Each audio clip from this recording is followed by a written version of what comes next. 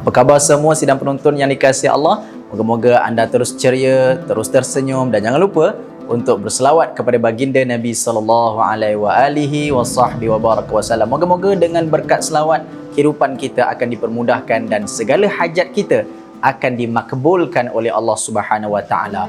Kali ini saya nak kongsi bagaimana agaknya sunnah Nabi sallallahu alaihi wasallam yang sangat dekat dengan kita dan memang selalu kita amalkan. Tapi kalau kita tak niat untuk mengikuti ittiba, yakni menjadi contoh kepada Nabi sallallahu alaihi wasallam, maka kita akan rugi. Sedangkan benda ni kita buat hari-hari, apa dia? Memakai pakaian. Kan kita pakai baju, pakai seluar, ada macam-macam jenis pakaian, ada jubah. Kalau orang perempuan tu lagilah macam-macam jenis pakaian, daripada tudung, anak tudung sampai ke kaki, macam-macam jenis. Apapun pakaian yang kita nak pakai ataupun bagaimana gaya pemakaian kita, jangan lari daripada mengikuti contoh baginda Nabi sallallahu alaihi wasallam. Nabi sallallahu alaihi wasallam memakai pakaian yang bersih. Tapi pakai pakaian yang memastikan pakaian itu menutup aurat baginda Nabi sallallahu alaihi wasallam. Dan bila Nabi pakai pakaian, Nabi akan baca doa, dan doa ini kita boleh amalkan sama-sama, iaitu ya Allah ya Tuhan kami, tutuplah keaiban kami. Ya Allah ya Tuhan kami, tutuplah aurat kami. Kerana apa? Aurat ini adalah cukup istimewa. Ia dijaga dan dipelihara bagi orang yang beriman. Sesuatu yang cukup mahal. Agama ini cukup istimewa, cukup eksklusif. Kita umat Muhammad cukup eksklusif, cukup mahal di sisi Allah Subhanahu wa taala. Maka sebab itu kita disyariatkan untuk menutup aurat. Bagi orang lelaki ada auratnya, bagi orang perempuan ada auratnya. Jadi menutup aurat itu bukan sekadar wajib, bahkan mendapat pahala yang besar. Kerana itulah yang diamalkan oleh baginda Nabi sallallahu alaihi wasallam. Bila kita nak pakai baju ni pula, ada pakaian-pakaian, warna-warna yang sepatutnya mengikut keadaan. Kalau zaman hari ni kita kata pakai ikut protokol lah, begitulah Rasulullah. Bila Rasulullah di rumah, ada pakaian Nabi. Bila Rasulullah dengan para sahabat, ada pakaian Nabi sendiri. Kalau Nabi bertemu dengan pemimpin-pemimpin besar daripada dalam ataupun luar negara, ada pakaian-pakaian yang khusus. Kalau kita hari ni pergi pejabat, ada pakaian kita. Pergi masjid, ada pakaian kita. Pergi bersukan, ada pakaian kita. Jadi bermakna kita ketika itu sedang mengikuti cara berpakaian baginda Nabi SAW. Dan kena ingat bagi orang perempuan ni, bila nak berpakaian, jangan yang menjolok mata. Jangan yang nampak megah sangat sehingga boleh membawa kepada fitnah. Begitu juga kaum lelaki. Kena jaga-jaga nak bergaya. Jangan sampai kita boleh tasyabbuh. Apa itu? Kita boleh menyerupai orang-orang yang tidak disukai oleh Allah Subhanahu wa taala. Jadi pakailah pakaian yang cantik-cantik kerana Allah itu cantik dan Allah sukakan yang cantik-cantik. Jaga kecantikan yang sedia ada, perhiasi, indahkan lagi perhiasan kita, dan insya-Allah kita akan sentiasa mendapat pengampunan daripada Allah Subhanahu wa taala. Jangan lupa untuk terus menyampaikan apa saja pesanan, kerana Nabi berpesan kepada kita, balighu anni walau ayah, sampaikanlah dariku walau satu ayat.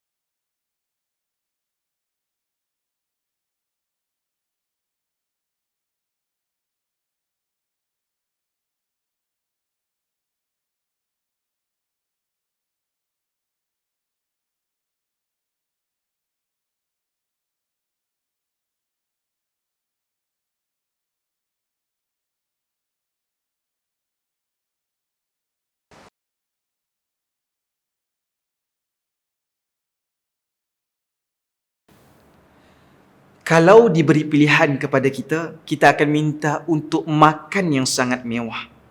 Kita melihat, kita scroll apa yang kita boleh makan pada hari ini. Namun saudara, anda bayangkan imam kita, iaitu Sayyidina Muhammad sallallahu alaihi wa ala alihi wa sahbihi wa baraka wasallam. Satu orang insan yang sangat sederhana kehidupannya. Sehingga dalam satu hadis menyatakan kepada kita, makana yafdulu an ahli baiti Rasulullah sallallahu alaihi wasallam khubz asy-sya'iri.